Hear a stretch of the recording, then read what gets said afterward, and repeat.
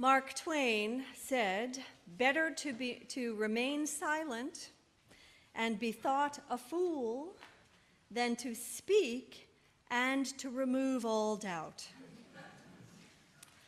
But thousands of years before Twain, King Solomon said, "A man of knowledge uses words with restraint."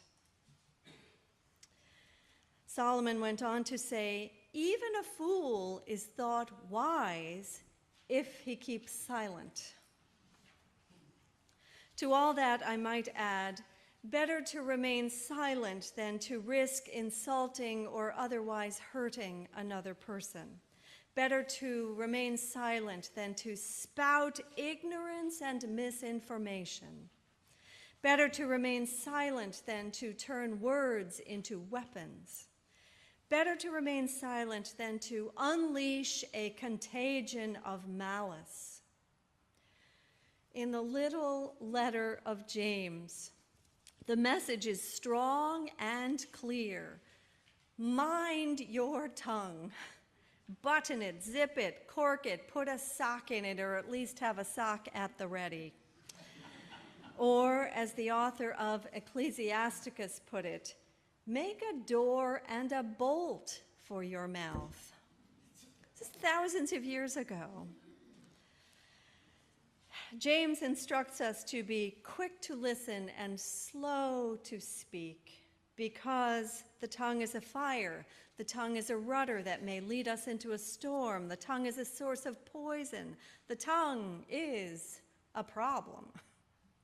And the tongue, suggests James, is difficult to control. Difficult, but not impossible. We can learn self-control. We can practice being slow to speak. Wouldn't it be wonderful if everyone took a minute to think before blathering, to ponder before pontificating, to taste their own words, to taste them before spitting them out? Words matter. They can be used, as James said, to curse and to bless. To curse and to bless. These frequently wagging human tongues of ours may offer lies or speak the truth. They may whisper hatred, or they may call out love. These tongues may wound with the sharp and jagged edge of contempt or envy. Or they may heal with the soothing balms of compassion and understanding.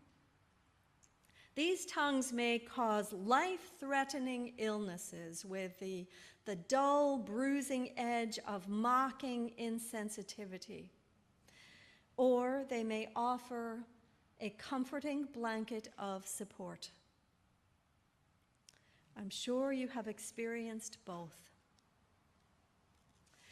There are people who practice little or no self-control, who will say anything, wound anyone, lie to anyone, without any thought to the long-term consequences. And I got a honk on that one. There are people who cannot seem to control their tongues, who consistently take any bait that could possibly generate a verbal response. James tells us that words can start fires. There are people who are they're always starting fires. But it is possible to control our tongues. We know it is possible because for centuries there have been communities of monks actively practicing what? Silence.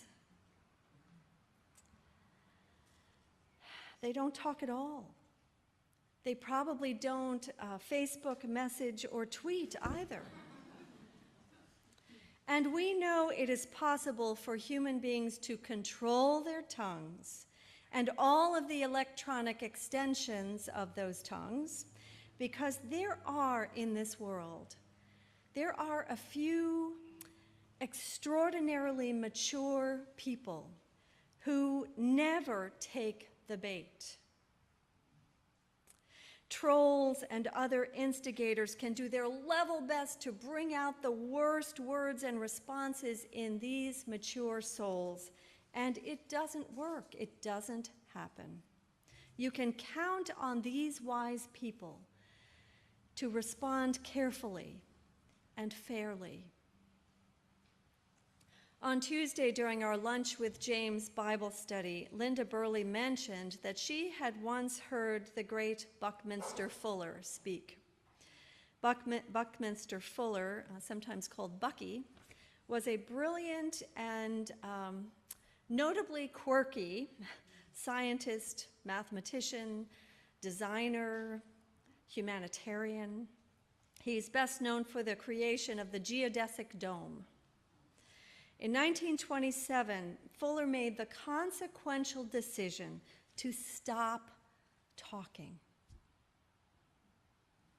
His moratorium on speech lasted approximately 2 years. I think that must have been hard on his wife.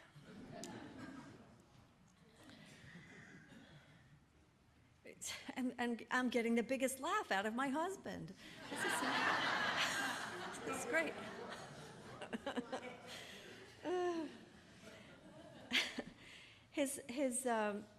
His feeling was that words can be so damaging. He became wary of them. He became wary of what they do to people, and he found that simply parroting what other people say, which is so much of what goes on in our conversations, simply parroting the words of other people is not necessarily helpful. Eventually, however, Fuller came to the conclusion that while words may be inadequate at the least and deadly at worst, they are also powerful tools for good. They may be divine. You just have to know how to use them. Fuller called people to use words mindfully and thoughtfully and lovingly. How do we do that? Here are 4 simple ideas. The first one may sound like it came from your own mother. Always take a few deep breaths before speaking.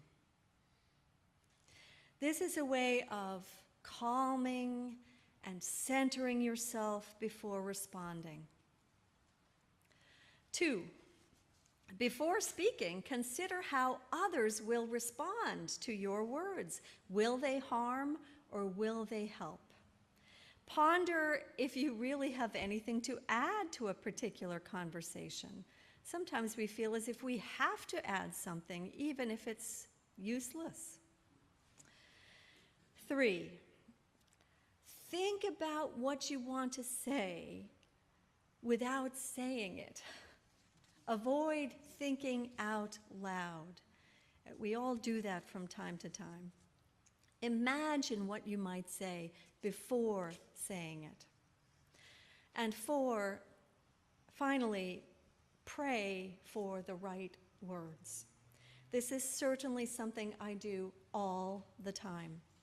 When I go to visit someone who is sick or troubled or dying, I pray, "Dear God, help me to listen and grant me the right words, words that reconcile, words that heal, words that offer encouragement and love, words that carry hope." You know, I've spent my whole life in the church, and when I was a child, I sang in the church children's choir. One of the very simple pieces we learned well and sang often is a verse from the 19th Psalm. Sometimes ministers use it. Some ministers use it every week in the service, and it's become attached to ministry, but it's really for all of us. Here are the words. "May the words of my mouth and the meditations of my heart be acceptable to you, O Lord, my strength and my Redeemer. If I were braver, I would sing it, but that was a long time ago. If only all our words were always acceptable to God. Alas, they are not. We all say unacceptable things, stupid things, hurtful things, ignorant things, sometimes even shocking things. You know how when you do something or say something stupid, there's sometimes a person, a kind person, who may say to you, well, we all make mistakes. It is a well-used line offered to make us feel better about the dumb things we do or say. We all make mistakes. James takes it a step further, saying we all make many mistakes. Well, you can't argue with that. We do indeed all make many mistakes. But James makes a distinction between sins and mistakes. In the second chapter of James, which we explored last Sunday, there was a focus on sin, and specifically discrimination, according to James, is a sin. Peter Delp mentioned last week that he enjoys a little Greek lesson in the sermon, or Hebrew sometimes. So here you go, Peter. The Greek word used in James for sin, hamartia, literally means to miss the mark. Now, when aiming at a mark, I shouldn't be pointing. Let's pretend it's an arrow. When aiming at a mark, you can miss unintentionally, you can miss carelessly, but you can also miss intentionally. The word James uses for mistake is different. Bataio, it means to slip. He's talking about a banana peel kind of event, an unintentional mistake. Slips of the tongue are sometimes intentional and careless and therefore sinful, and sometimes they are unintentional or careless. And if it makes you feel better, we all make mistakes, many. I'd like to close this morning's message with 3 more little verses from the Wisdom of Solomon.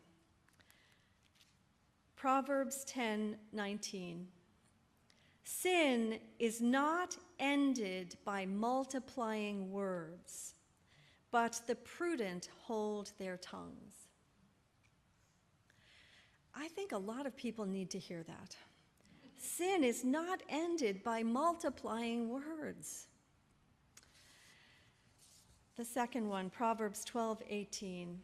The words of the reckless pierce like swords, but the tongue of the wise brings healing.